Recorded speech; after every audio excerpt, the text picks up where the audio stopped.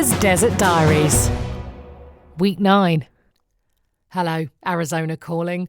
What a week it has been. This week I have cried a lot. I have screamed. I've been completely terrified.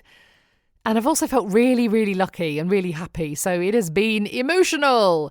So on Monday, after 9 weeks, our furniture arrived. What a journey it's been on. We waved goodbye to it all in April. It drove to Liverpool, where it was loaded on a boat. It then crossed the Atlantic, went up through the Panama Canal, and finally reached land in Newport Beach in Los Angeles. There, it was unloaded from the shipping container, put into 8 different crates, and made its way 6 hours from LA to Phoenix. It hung around in a storage unit in the desert for a few days, and then was loaded up again on a huge wagon and arrived at our house in Paradise Valley in 40-degree heat. Those poor removal men, they were just amazing. So this was a bit strange, but when the container pulled up outside our new house, I just started crying. I was absolutely overwhelmed. I don't know what's happened to me since I made this move. I'm crying at everything. It really took me by surprise, my emotional reaction. I suppose it's the culmination of the last 6 months of our lives. Ever since Dave got offered the job, we've gone through the whole visa process, which was just horrendous. Left my job, leaving our home, our friends, the girls leaving their school. I mean, all those things on their own are totally overwhelming. Putting them all together, you can understand why I am an emotional wreck. To see my really, to be honest, knackered old furniture, I've had it such a long time, being carried by a bunch of brilliant Mexican guys off a container in the middle of a desert, it was just quite the moment, to be honest. So my husband stood by the front door ticking off the boxes as the men shouted out the numbers, 73, 28, 114, for 3 hours. I ran around like a whirlwind, pointing at bedrooms in the kitchen, hoping they were going into the right place. They arrived at 8 a.m. They finally, after helping us put together some of the flat pack furniture, left at 1 p.m. We were just exhausted, especially as our air conditioning broke down.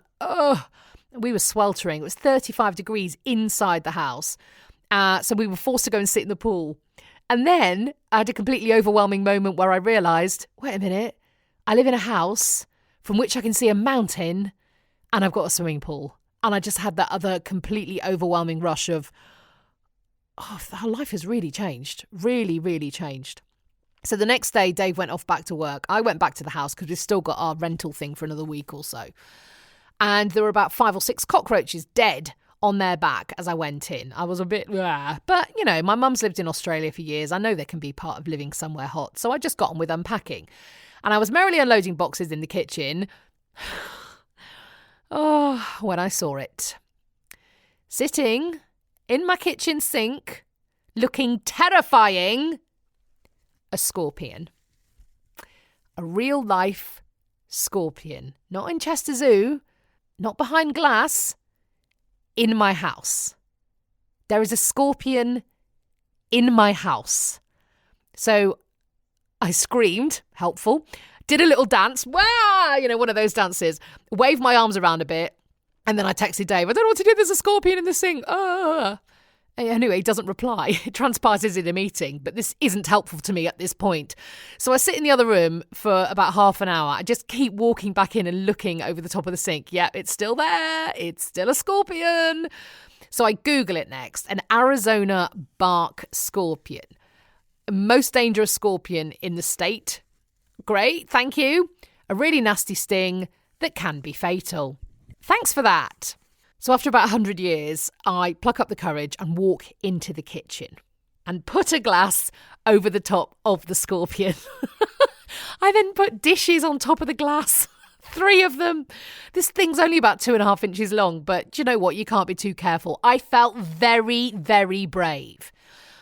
At this exact moment, I realised the cockroaches weren't dead and are all wriggling like mad to try and get off their backs.